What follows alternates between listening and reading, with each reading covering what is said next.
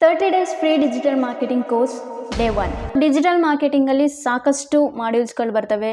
First ಬರೋ ಮಾಡ್ಯೂಲೇ website designing. So normally ಎಲ್ಲರೂ ಅನ್ಕೊತಾರೆ ವೆಬ್ಸೈಟ್ ಡಿಸೈನಿಂಗ್ ಬರಬೇಕು ಅಂತಂದರೆ ಕೋಡಿಂಗ್ ಬರಬೇಕು ಅಂತ. ಸೊ ವೆಬ್ಸೈಟ್ ಡಿಸೈನ್ ಮಾಡಬೇಕು ಅಂತಂದರೆ ಕೋಡಿಂಗ್ ಅವಶ್ಯಕತೆಯೇ ಇಲ್ಲ. ನಿಮಗೆ ಕೋಡಿಂಗ್ ಬರಲಿಲ್ಲ ಅಂತಂದರೂ ನೀವು ಆರಾಮಾಗಿ ಒಂದು ವೆಬ್ಸೈಟನ್ನು ಕ್ರಿಯೇಟ್ ಮಾಡ್ಬೋದು. ಈ ಥರ ಒಂದು ಮ್ಯಾಟ್ರೇ ನಮಗೆ ಗೊತ್ತಿಲ್ವಲ್ಲಣ್ಣ. ಸೊ ಇವತ್ತಿನ ಕ್ಲಾಸಲ್ಲಿ ನಾನು ಒಂದು ವೆಬ್ಸೈಟ್ ಡಿಸೈನಿಂಗಿಗೆ ಏನೇನು ಬೇಕಾಗುತ್ತೆ, so basically basics of website ಡಿಸೈನಿಂಗನ್ನು ಇವತ್ತು ನಾನು ನಿಮಗೆ ಹೇಳ್ಕೊಡ್ತೀನಿ. ಸೊ ನೀವು ಯಾವುದೇ ಒಂದು ವೆಬ್ಸೈಟನ್ನು ತೊಗೊಂಡ್ರು ಈ ಒಂದು 3 ಫ್ಯಾಕ್ಟರ್ಸ್ ಮಾತ್ರ ಇದ್ದೇ ಇರ್ತವೆ. www and website name and .in .com .org ಈ ರೀತಿ 3 ಫ್ಯಾಕ್ಟರ್ಸ್ ಯಾವುದೇ ಒಂದು ವೆಬ್ಸೈಟಲ್ಲೂ ಇದ್ದೇ ಇರುತ್ತೆ. ಯಾವುದಾದ್ರೂ ಯೋಚನೆ ಮಾಡಿದ್ದೀರಾ ಈ 3 ಫ್ಯಾಕ್ಟರ್ಸ್ ಏನು ಅಂತ? ಸೊ ಬೇಸಿಕಲಿ ಈ ಅಮೆಝಾನ್, ಫ್ಲಿಪ್ಕಾರ್ಟ್ ಆ್ಯಂಡ್ ಈ DMTK.in ಇದೆಲ್ಲವೂ ಕೂಡ ಡೊಮೈನ್ಸ್ ಅಂತ ಕರಿತೀವಿ. ಡೊಮೈನ್ಸ್ ನಥಿಂಗ್ ಬಟ್ ಒಬ್ಬ ಮನುಷ್ಯನಿಗೆ ಯಾವ ರೀತಿ ನೇಮ್ಸ್ಗಳಿರ್ತಾವೋ ಅದೇ ರೀತಿ ವೆಬ್ಸೈಟ್ಸ್ಗಳಿಗೂ ಕೂಡ ನೇಮ್ಸ್ಗಳಿರ್ತವೆ. ನ್ಯಾನ್ಸಿ ನೈಟಿಂಗೇಲ್, ರೋಸಿ ರೇಮಂಡ್, ಡಿಸ್ಕೌಂಟ್ ಸೇಲ್, ಕೆಂಪಿ ಕೋಣನ್ ಕುಂಟೆ, ಅವನ್ನೇ ನಾವು ಡೊಮೈನ್ಸ್ ಅಂತ ಕರಿತೀವಿ. ಈ .in .com .co .org .us ಈ ರೀತಿ ಇರೋವನ್ನ ನಾವು ಎಕ್ಸ್ಟೆನ್ಷನ್ಸ್ ಅಂತ ಕರಿತೀವಿ. ಎಕ್ಸ್ಟೆನ್ಷನ್ಸ್ ನಥಿಂಗ್ ಬಟ್ ಒಬ್ಬ ಮನುಷ್ಯನಿಗೆ ಯಾವ ರೀತಿ ಸರ್ ನೇಮ್ಸ್ ಅಥವಾ ಇನಿಷಿಯಲ್ಸ್ ಇರ್ತವೆ. ಫಾರ್ ಎಕ್ಸಾಂಪಲ್ PJ, MJ ಈ ರೀತಿ, ಸಾವುಕಾರ್, ಅಡಿಗ ಈ ರೀತಿ ಸರ್ ನೇಮ್ಸ್ಗಳಿರ್ತವೆ ಅಲ್ವಾ, ಅದೇ ರೀತಿ ವೆಬ್ಸೈಟ್ಸ್ಗಳಿಗೂ ಕೂಡ ಸರ್ ನೇಮ್ಸ್ ಇರ್ತವೆ. ಅವನ್ನೇ ನಾವು ಎಕ್ಸ್ಟೆನ್ಷನ್ಸ್ ಅಂತ ಕರಿತೀವಿ. Okay, so name of the ವೆಬ್ಸೈಟನ್ನು ನಾವು ಡೊಮೈನ್ಸ್ ಅಂತ ಕರಿತೀವಿ.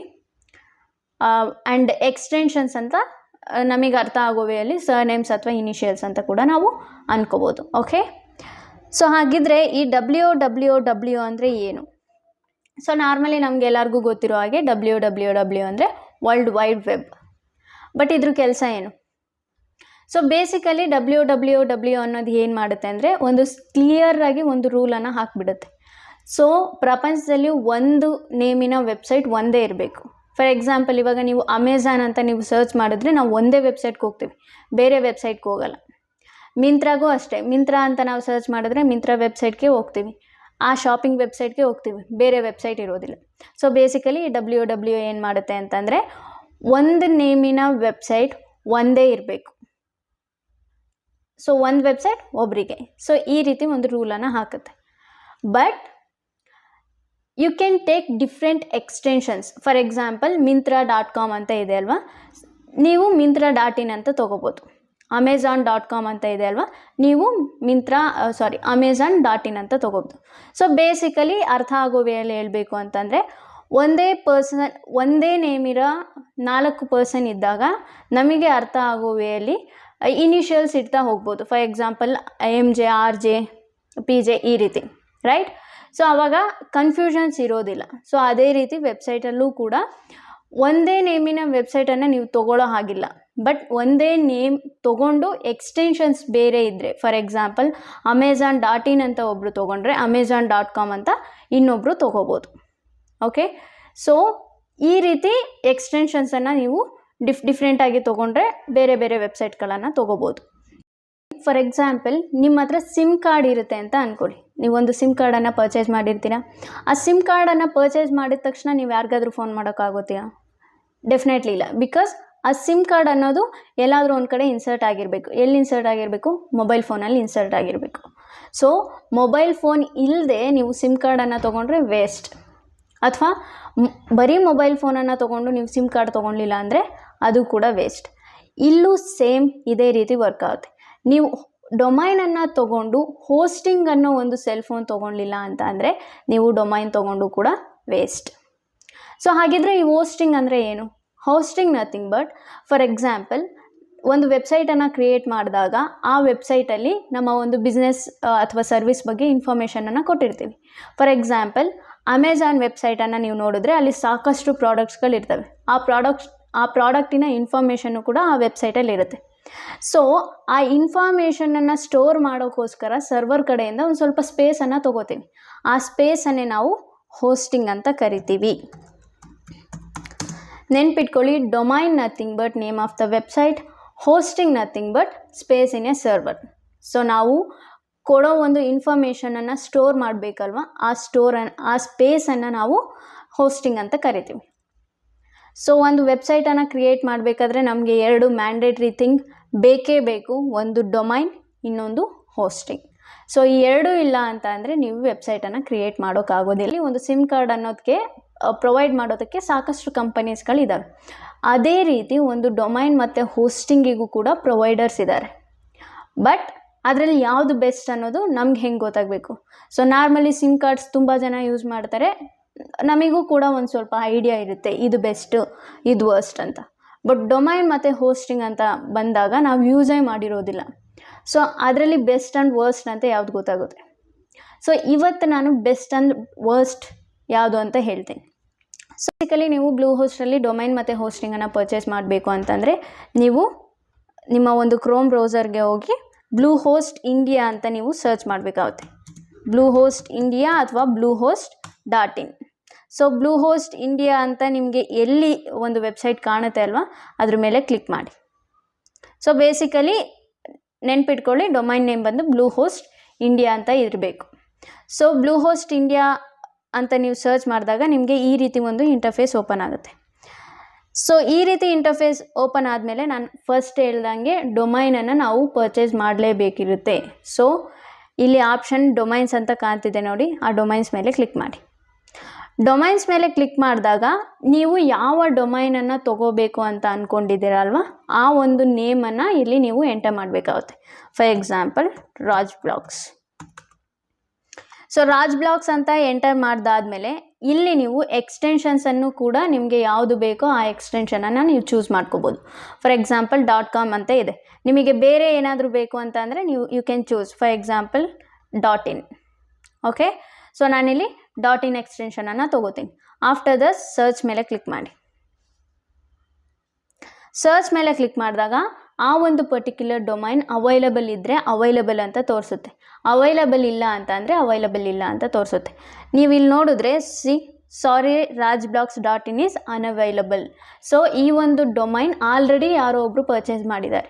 ಸೊ ಹಾಗಾಗಿ ಅನ್ಅವೈಲಬಲ್ ಅಂತ ಬರ್ತಿದೆ, ಅವೈಲಬಲ್ ಇಲ್ಲ ಅಂತ ಬರ್ತಿದೆ. ಸೊ ಅವಾಗ ನೀವೇನು ಮಾಡಬೇಕು, ಎಕ್ಸ್ಟೆನ್ಷನನ್ನು ಚೇಂಜ್ ಮಾಡಿ. For example .com.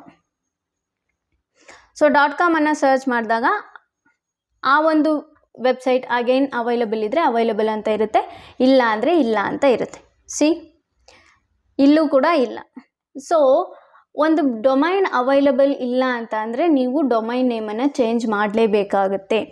Okay, so ಇಲ್ಲಿ ರಾಜ್ ಬ್ಲಾಗ್ಸ್ ಇಲ್ಲ, let me take Ram blogs. Okay, so again available ಇದ್ದರೆ ಅವೈಲಬಲ್ ಇದೆ ಅಂತ ತೋರಿಸುತ್ತೆ. ಇಲ್ಲಿ ನೀವು ನೋಡಿದ್ರೆ ಕಂಗ್ರ್ಯಾಟ್ಸ್. ಓಕೆ, ಇದು ಕೂಡ ಅವೈಲಬಲ್ ಇಲ್ಲ. Let me try another one .in.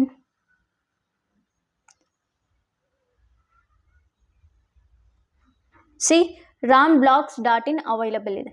So ನಿಮಗೆ ಬೇಕು ಅಂತಂದರೆ ಆ್ಯಡ್ ಟು ಕಾರ್ಟ್ ಮಾಡಬೇಕಾಗುತ್ತೆ. ಆ್ಯಡ್ ಟು ಕಾರ್ಟ್ ಮಾಡಿದಾದಮೇಲೆ ನೀವೇನೂ ಮಾಡೋ ಅವಶ್ಯಕತೆ ಇರೋದಿಲ್ಲ. ಡೊಮೈನ್ ಪರ್ಚೇಸ್ ಮಾಡಿದಾದಮೇಲೆ ಹೋಸ್ಟಿಂಗನ್ನು ಪರ್ಚೇಸ್ ಮಾಡಲೇಬೇಕು. ಸೊ ಇಲ್ಲಿ ಹೋಸ್ಟಿಂಗ್ ಅಂತ ಆಪ್ಷನ್ ಇರುತ್ತೆ, ಹೋಸ್ಟಿಂಗ್ ಮೇಲೆ ಕ್ಲಿಕ್ ಮಾಡಿ. ಕ್ಲಿಕ್ ಮಾಡಿದಾದಮೇಲೆ ಸ್ಕ್ರೋಲ್ ಮಾಡಿದ್ರೆ ನಿಮಗೆ ಈ ರೀತಿ ಪ್ಲ್ಯಾನ್ಸ್ಗಳಿರ್ತವೆ, ಮೋಸ್ಟ್ ಪಾಪ್ಯುಲರ್, VPS, ಡೆಡಿಕೇಟೆಡ್ ಅಂತ. ಸೊ ಆ್ಯಸ್ ಆಫ್ ನಾವು ನೀವು ಬಿಗಿನರ್ ಆಗಿರೋದ್ರಿಂದ ನೀವು ಫಸ್ಟ್ ಆಪ್ಷನ್ಗೆ ಹೋಗ್ಬೋದು. 169 rupees per month ಇದೆಯಲ್ಲ, ಈ ಒಂದು ಪ್ಲ್ಯಾನ್ಗೆ ನೀವು ಹೋಗ್ಬೋದು. ಸೊ ಆ್ಯಸ್ ಆಫ್ ನಾವು ನಾನು ಲರ್ನ್ ಮೋರ್ ಮೇಲೆ ಕ್ಲಿಕ್ ಮಾಡ್ತೀನಿ. ಸೊ ಲರ್ನ್ ಮೋರ್ ಮೇಲೆ ಕ್ಲಿಕ್ ಮಾಡಿದಾಗ ಇಲ್ಲಿ ಸರ್ವರ್ ಲೊಕೇಶನ್ಸ್ ಆ್ಯಸ್ ಆಫ್ ನಾವು USA ಅಂತ ತೊಗೊಂಡಿರುತ್ತೆ, ನೀವು ಇಂಡಿಯಾ ಅಂತ ಚೂಸ್ ಮಾಡ್ಕೋಬೇಕಾಗುತ್ತೆ. Okay, and then as of ನಾವು ಇಲ್ಲಿ 36 months ತೊಗೊಂಡಿರುತ್ತೆ, ನೀವು 12 monthsಗೆ ಚೇಂಜ್ ಮಾಡ್ಕೋಬೇಕು. 12 monthsಗೆ ಚೇಂಜ್ ಮಾಡ್ಕೊಂಡಾದ್ಮೇಲೆ ಇಲ್ಲಿ ಸಾಕಷ್ಟು ಆಪ್ಷನ್ಸ್ ಬರ್ತವೆ, basic, choice plus, online store, ಈ ರೀತಿ.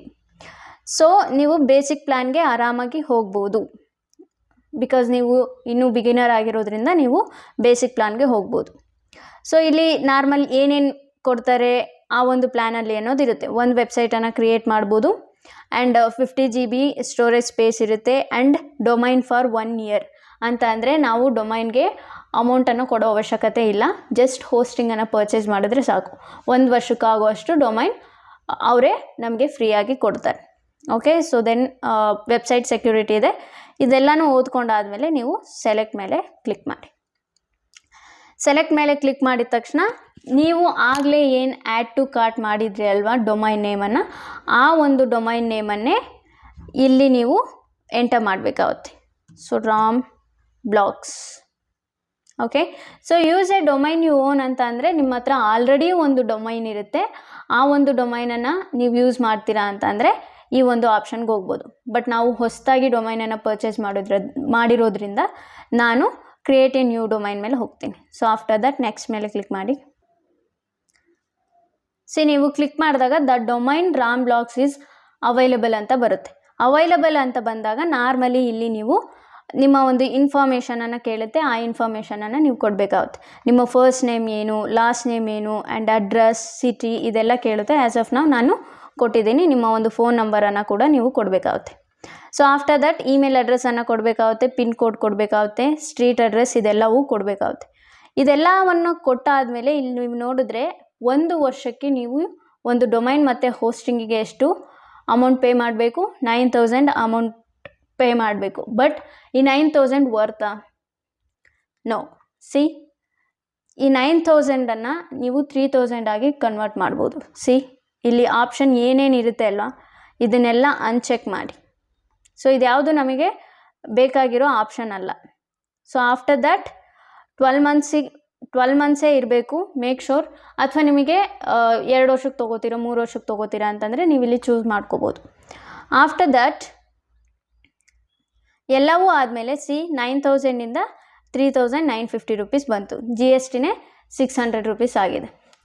ಸೊ ನೀವು 1 ವರ್ಷಕ್ಕೆ ಪೇ ಮಾಡಬೇಕಾಗಿರೋ ಅಮೌಂಟ್ ಬಂದು 3,950 ರೂಪೀಸ್, ನಿಯರ್ಲಿ 4,000 ರೂಪೀಸ್.